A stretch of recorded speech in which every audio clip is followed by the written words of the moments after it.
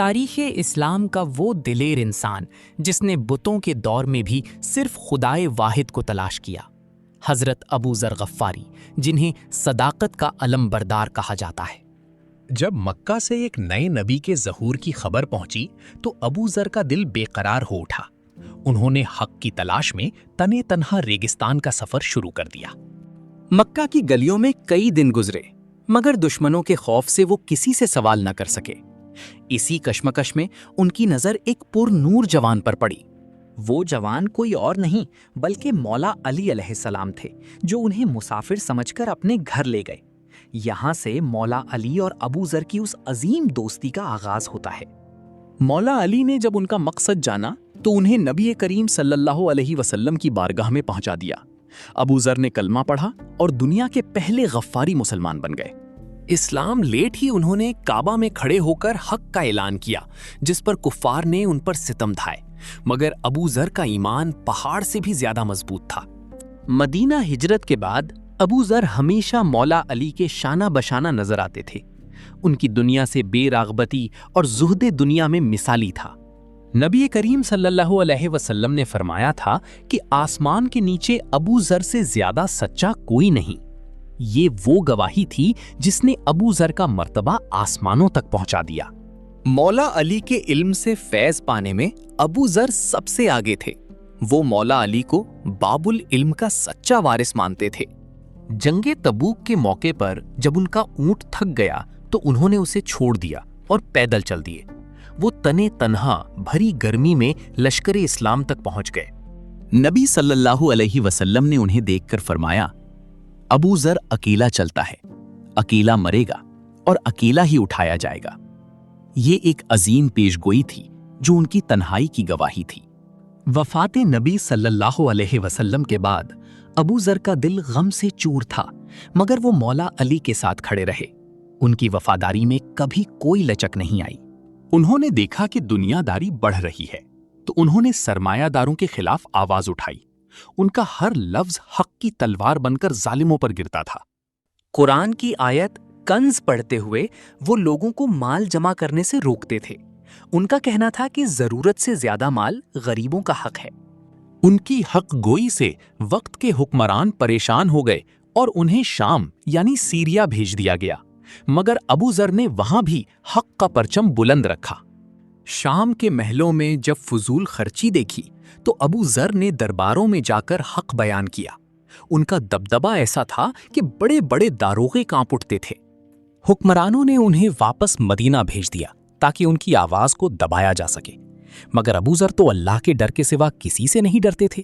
مدینہ میں بھی ان پر پابندیاں لگائی گئیں، مگر ابو ذر نے مولا علی کی تعلیمات کو چھوڑنے سے انکار کیا۔ ان کا ایمان ہمیشہ جوان رہا۔ آخر کار انہیں ربضہ کے بے آباد ریگستان میں جلا وطن کرنے کا فیصلہ کیا گیا۔ یہ ایک ایسی سزا تھی جو ان کے جسم کو تھکان مگر روح کو طاقت دیتی۔ حکم دیا گیا کہ کوئی ابو ذر کو رخصت کرنے نہیں جائے گا اور نہ کوئی ان سے بات کرے گا۔ مدینہ کی گلیوں میں ایک عجیب خاموشی طاری تھی، مگر مولا علی علیہ السلام نے تمام پابندیوں کو ٹھوکر مار دی اور اپنے بھائی کو الوداع کہنے نکل پڑے۔ ان کے ساتھ حضرت حسن اور حضرت حسین علیہ السلام بھی تھے۔ مولا علی نے ابو ذر کو گلے لگایا اور فرمایا، اے ابو ذر، تم نے اللہ کے لیے غصہ کیا، اس لیے صرف اللہ سے ہی امید رکھو۔ حسنین کریمین نے اپنے چچا ابو ذر کے ہاتھ چومے اور انہیں رونے لگے۔ یہ منظر دیکھ کر مدینہ کے در و دیوار لرز اٹھے۔ ابو ذر نے روتے ہوئے کہا، اے علی، آپ کے سوا میرا اس دنیا میں ہے ہی کون؟ یہ دوستی کی ایسی انتہا تھی جسے تاریخ کبھی نہیں بھلائے گی۔ ربضہ کے ریگستان میں ابو ذر اپنی اہلیہ اور بچوں کے ساتھ پہنچ گئے۔ وہاں نہ کھانا تھا، نہ پانی اور نہ ہی کوئی ہمدرد انسان۔ ریگستان کی سختی اور بھوک نے ان کے بچوں کو چھین لیا، مگر ابو ذر نے ایک بار بھی شکوہ نہ کیا اور ہمیشہ اللہ کا شکر ادا کیا۔ مولا علی ہمیشہ ربضہ کی خبریں لیتے رہتے تھے اور ان کے لیے غم زدہ رہتے۔ ان دو دوستوں کا رشتہ جسمانی دوریوں سے کہیں زیادہ گہرا تھا۔ کئی سال اسی تنہائی میں گزرے، یہاں تک کہ ابو ذر کا آخری وقت آ پہنچا۔ وہ انتہائی کمزوری کی حالت میں خیمے میں لیٹے تھے۔ ان کی اہلیہ رونے لگی کہ اس ریگستان میں نہ کوئی کفن ہے نہ دفن کرنے والا۔ अबू ज़र ने मुस्कुरा कर कहा, घबराओ नहीं, नबी सल्लल्लाहु अलैहि वसल्लम का वादा सच्चा है। उन्होंने फरमाया कि नबी ने मुझसे कहा था कि मेरे जनाजे पर मोमिनीन की एक जमात आएगी। उनकी आंखों में एक अजीब सा सुकून था। अबू ज़र ने अपनी अहलिया से कहा कि रास्ते पर जाकर देखो, कोई काफिला आता होगा, मगर दूर दूर तक सिर्फ रेत और धूप के सिवा कुछ ना था। आखिरी सांस लेते हुए उन्होंने मौला अली को याद किया और अल्लाह के हुजूर हाजिर हो गए। तने तन्हा रेगिस्तान में दुनिया का सबसे सच्चा इंसान इंतकाल कर गया। उसी वक्त दूर से एक काफिला आता दिखाई दिया जिसमें अब्दुल्ला बिन मसूद शामिल थे। उन्होंने देखा कि रेगिस्तान में एक तने तन्हा जनाजा पड़ा है। जब उन्हें पता चला कि ये नबी का प्यारा अबू ज़र है तो वो दहाड़े मार मार कर रोने लगे। उन्हें नबी की वो पुरानी पेशगोई याद आ गई। उन मोमिनीन ने अबू ज़र को गुस्ल दिया और उनके जनाजे की नमाज पढ़ी। रब्ज़ा का वो खामोश रेगिस्तान तकबीर के नारों से गूंज उठा।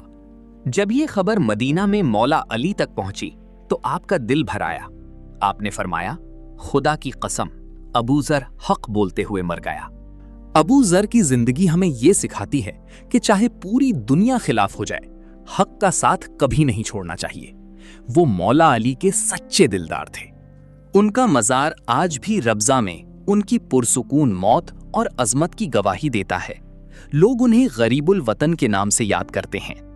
मौला अली और अबू ज़र का ये रिश्ता क़यामत तक के ईमान वालों के लिए एक मशाले राह है। हक गोई का दूसरा नाम ही अबू ज़र गफ्फारी है।